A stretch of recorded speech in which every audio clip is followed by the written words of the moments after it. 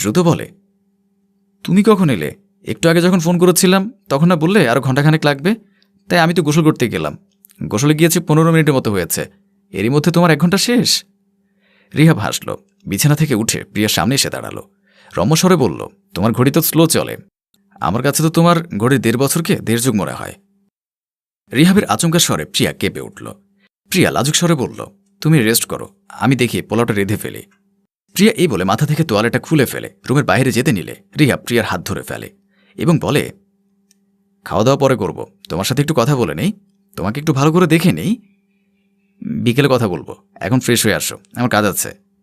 এই বলে প্রিয়া রিহাবের হাত থেকে নিজেকে ছাড়িয়ে নিয়ে রান্নাঘরের দিকে যায়।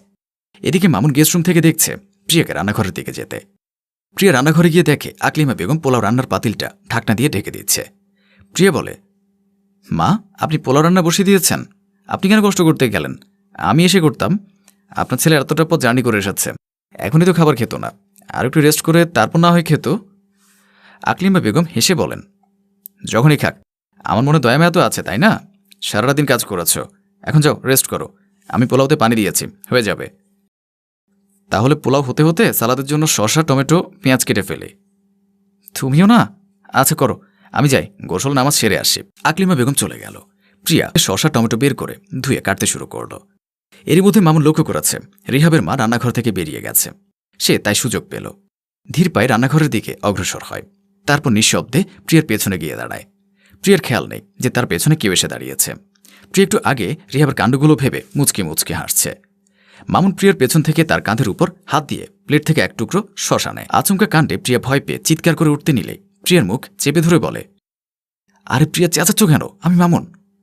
রাগে প্রিয়া মামুনের হাত ছাড়া দিয়ে ফেলে বলে, আপনি আপনি এখানে এসেছেন কেন? আপনাকে কতবার নিষেধ করেছি আমার সামনে আসবেন না। আরে শান্ত হও, আমি তো তোমাকে দেখতে এলাম, তুমি কি করছো? প্রিয়া দরজার দিকে আঙুল দেখিয়ে বলে, দেখা শেষ, এবার এখান থেকে বের হন। মামুন হাসি হাসি কণ্ঠে বলে, আরে তুমি রেগে যাচ্ছ কেন? আমি একটু একটু শশা নিয়েছি বলে, যাও আর খাবো না।